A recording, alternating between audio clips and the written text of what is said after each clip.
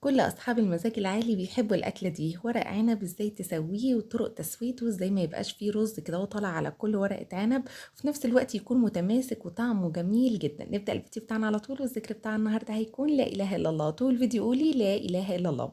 كل المحاشي بتحتاج كمية نسبة دهون كتيرة سواء زيت أو سمن. أنا بفضل إن أنا أستخدم بالزيت وأقلل من الزبدة أو السمن، وبحط الزبدة أو السمن دي في مرحلة تانية.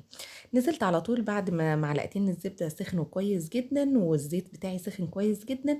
نزلت على طول بأربع بصلات متوسطين الحجم، عليهم قرنين حلوين كده هم من الفلفل الأخضر. لو متوفر عندك هريسة شطة كده وفلفل أحمر ابدأي على طول حطيها، وعلى طول بقى الاسباتيولا ولا أي معلقة عندك وابدأي قلبي لحد ما البصلة دي تدبل دي. يعني بصوا، تحسوا إن هي بقى لونها شفاف خالص وقربت خلاص. يعني لو احنا سيبناها نص دقيقة كمان هيبقى لونها ذهبي. احنا مش عايزينها ذهبي، عايزينها دبلانة فقط. وبعد كده هو نزلت على طول بعصير الطماطم. طبعا لو انت هتحطي الطماطم، لو انت هتستخدمي كيلو ونص من الرز هتستخدمي كيلو ونص من الطماطم.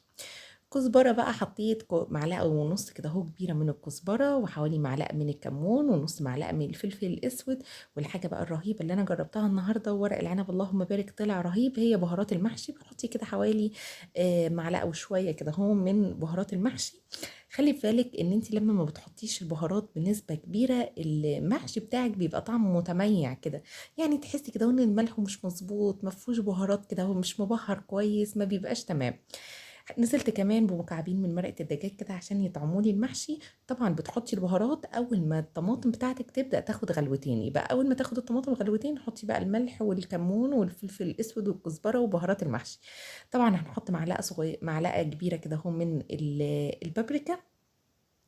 وبعد كده هيغلي بقى كده اهو، هبدأ ان انا اوطي عليه لحد ما تتسبك. بالصوت ده كده اهو بعد حوالي تلت ساعة كده اهو من على النار هادية جدا. بعد ما الطماطم بتغلي وطي بقى خلاص عليها. تعالوا بقى اقول لكم على سر اي محشي ريحته بتكون مفحفحة. بتكون مفحفحة ايه سببها؟ بيبشروا بصلاية حلوة كده زي اللي انا بشراها، عليها كزبرة وفلفل اسود وملح وكمون، وطبعا شوية ملح وشوية بابريكا صغيرين. وببدأ بقى ان انا اعصر في البصلايه المبهره الحلوه دي. والله يا جماعه بتطلع احلى محشي اللي انت عملتيها. ما تحطيش البصله في الصلصه، احنا مش عايزين البصله تستوي، عايزين البصله تكون نيه كده تماما. ونزلت بقى على طول بالرز المغسول والمتصفي عليها البصله بقى، وهبدا بقى ان انا اقلب تقلبتين لحد ما الرز بتاعي ياخد من التسبيكه كده ويتشرب منها كويس جدا. الطماطم هنا لو انتم ملاحظينها انا مش حطاها في الخلاط، انا كنت فرماها في المفرمه كده. يعني عشان كده انتوا شايفين بعض القشر كده هو بتاع الطماطم. يعني انا بحس ان كده هو بتكون طعمها اجمل وبتدي كده هو مذاق روعه جدا. نزلت بقى بحزمتين من البقدونس والكزبره والشبت، كل حاجه اتنين كده اهو. شلت السيقان، وطبعا ما نسيتش اهم حاجه في ورق العنب هو النعناع. شويتين حلوين من النعناع الناشف حطيتهم في الوش كده اهو. قلبت تقلبتين على النار كانت هاديه، مش بقلب فتره طويله. وبعد كده ببدا على طول احط الورق العنب بتاع، احط الرز بتاعي بقى في الصينيه علشان على طول اتوكل على الله وابدا ان انا احشي. بصوا بقى ورق العنب، هاتي بقى ورق العنب البناتي اللي بيكون زي ما انتم شايفين كده اهو. الورقه بتاعته ناعمه، بيكون حجمه مش كبير قوي علشان الورقه نفسها ما تبقاش كبيره بزياده ولا سميكه بزياده تخينه كده اهو. يعني خليه كده اهو سمسم، على راي ماما بتقولي ده ورق عنب سمسم. يعني ان هو بتكون الصوابع بتاعته صغيره. طبعا اول ما بجيب ورق العنب وبرصه على بعض وكده اهو بحط العروق لوحدها. ببدا على طول ان انا اغسله كده اهو غسلتين تمام تحت الميه من قبل ما يتسلق حتى. وبعد كده اهو ميه بتغلي عليها عصره ليمونه كامله. هبدا ان انا اغطس ورق العنب واخلي كده اهو الميه تدخل في كل اجزاء ورق العنب. مش محتاجه ان انت تقلبيه الجنب التاني، هو بيتسلق على طول. اول ما لونه يغير كده يعني دوسي عليه بالسباتيولا او بالمقصوصه بتاعتك كويس، وبعد كده طلعيه وصفيه واديله غسله تمام. تعالوا بقى نشوف، نقول بسم الله ونبدا على طول نحط ورق العنب. بصوا بقى تحطي شويه رز صغيرين، وطبعا بتحشي على الحته الخشنه. في هنا اهو بصوا الصباعين دول اللي انا ماسكه بيه، بصي بتلميها الاول وبعد كده بتجيبي القطعه اليمين عليها والقطعه الشمال. وطول ما انت بتلفي عماله تشدي في الصباع بالصباعين الحلوين اللي قدام دولت.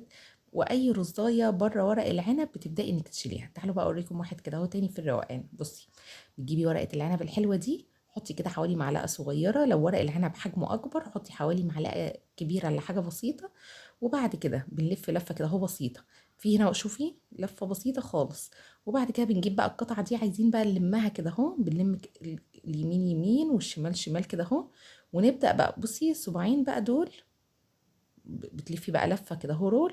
وبعد كده بتبدأي، انا بشد على فكرة طول ما انا بعمل بشد بايديا الشمال، بشد الصباع وبعد كده بضغط عليه علشان يكون في سوا واحد الصباع، وفي نفس الوقت يكون ماسك نفسه، ما يكونش كده هو ايه اي كلام، او ان هو يعني ايه طري، لا احنا تحس ان انت اصلا الصباع من قبل ما يستوي وهو ماسك نفسه. ببدأ بقى ان انا اشده كده اهو شده تمام بالصباعين بتاع الايد الشمال دولت. وبعد كده اهو بسمي الله وبستعين بالله، واحشي بقى ايه كيلو ورق عنب كده اهو بيتحشي ان شاء الله بمشيئة الله، مش هياخد منك وقت. اهو شويه كمان. الاول بنقفل شويه على الرز ده كده اهو، وتحسي ان انت بتسويها طول ما انت ماشيه. لقيتي حته من ورق العنب طالعه يمين او طالعه من الشمال، بتبداي انك ايه تحطيها كده على بعض علشان الصباع ما يبقاش فيه اي قطعه ورق عنب طالعه. اهو بصي. بس انا على فكره لما بقفله على ايدي مش بضغط، اهم حاجه ورق العنب ما يبقاش فيه اي رزايه طالعه عليه، وهو ده اللي مطلوب. هبدا بقى احشي كيلو ورق العنب الحلو ده على طول، ومن غير ما هياخد مني بمشيئه الله اي وقت. طبعا ما تعمليش وانتي واقفه عشان ما تتعبيش وتزهقي. وطول ما انتي بقى بتعملي ورق العنب ده، انصحك انك تذكري الله كده اهو، مره استغفار، مره تحمدي ربنا، مره تكبري، مره الباقيات الصالحات اللي هي سبحان الله والحمد لله ولا اله الا الله والله اكبر ولا حول ولا قوه الا بالله. هعمل بقى كل ورق العنب انا هنا عاملاه كده اهو زي ما انتوا شفتوا في طبق كبير. وبعد كده هبدا ان انا ارصه في الحله بتاعتي كده اهو رصه تمام. اهم حاجه زي ما قلت لك ملح وفلفل اسود وكمون وكزبره وشويه بابريكا. بهارات المحشي دي اختياري. واخر حاجه شويه نعناع حلوين. بصوا بقى الخلطه دي ماما بتعملها كده اهو، بتجيب شويه نعناع على شويه ملح وفلفل اسود وكزبره وكمون. وبنجيب بقى الكوسه، انتوا عارفين الكوسه كده تحسوا ان طعمها مايع، احنا عايزين بقى نخلي الكوسه بتاعتنا بارزه كده في الطعم. ممكن تستغني عن النعناع وتحطي ملح وفلفل اسود وشويه كمون وكزبره. احنا عايزين نتبل الكوسايه بحيث ان احنا لما بناكلها كده تبقى ايه طعمها بارز كده، هو طعمها زي ما قلت لكم مش مايع ولا حاجه. هبدا بقى ان انا اعمل كده في الكوسه. لو انت عندك بتنجان ابيض او اسود هتحشيه اعمليه بنفس الشكل ده، بيدي والله يا جماعه مذاق حلو جدا. حله بقى عندي مش هحط ولا بصل ولا طماطم ولا اي حاجه، هحط بس عروق ورق العنب، طبعا لازم تغسليها. اتبقى كده وشويه من الاوراق بتاعتي بتاع ورق العنب حطيتها في القاع. وهبدا ان انا على طول اسمي الله وابدا ان انا ارص ورق العنب كده داير ما يدور. خلوا بالكم لو في اي رزايه انتوا شفتوها على الصباع بتاع ورق العنب كانت الورقة إلى حد ما ناشفة، فوانتي بتلفيها ممكن إن هي تفتح معاكي فتحة بسيطة. لكن غير كده هو لو انتي اتبعتي كل التعليمات اللي أنا قلتها في الفيديو، والله يا جماعة هتطلعي أحلى صوابع ورق عنب متماسكة. حتى لو هو بات هيفضل ثابت كده هو، كل صباع بصباعه ومفيش ولا صباع طالع منه أي رزاية. بصوا عملت دايرة وفي النص بتعملي خطوط كده اهو بشكل عرضي، يبقى بتعملي كده اهو دايرة، ده أفضل حاجة. كل شوية على فكرة أنا بضغط كده اهو ضغطة خفيفة بايديا علشان يعني الصف بتاعي بتاع الدوائر اللي فوق بعض دي يكون كده هو بشكل متساوي زي بعض. بصوا بقى شكل ورق العنب اللهم بارك حلو قد ايه.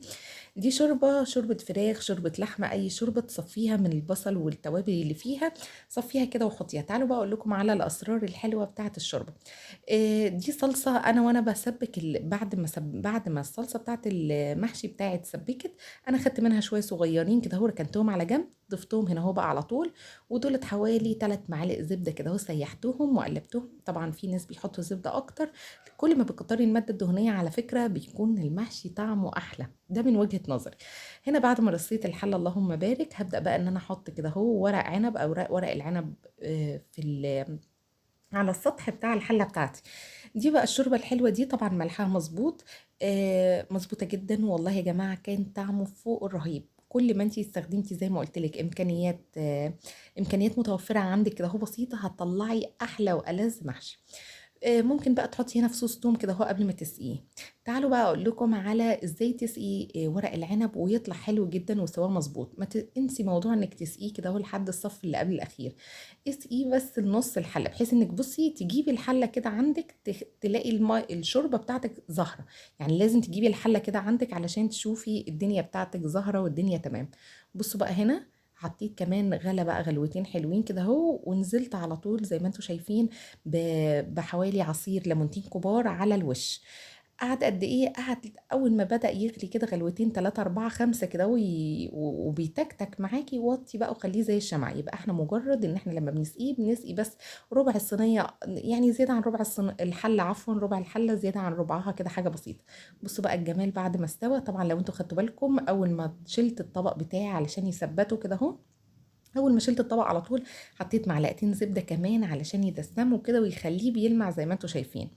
أدي بقى الكوسة والفلفل اللي حطيتهم كده أهو بشكل طولي على بعض، وطبعًا سقيت تقريبًا نُص الحلة برضه شوربة، وأول ما غلا وطّيت عليه. يا رب الفيديو يبقى عجبكم. لو عجبك الفيديو ما تنسيش اللايك ولا الذكر بتاع النهارده لا إله إلا الله.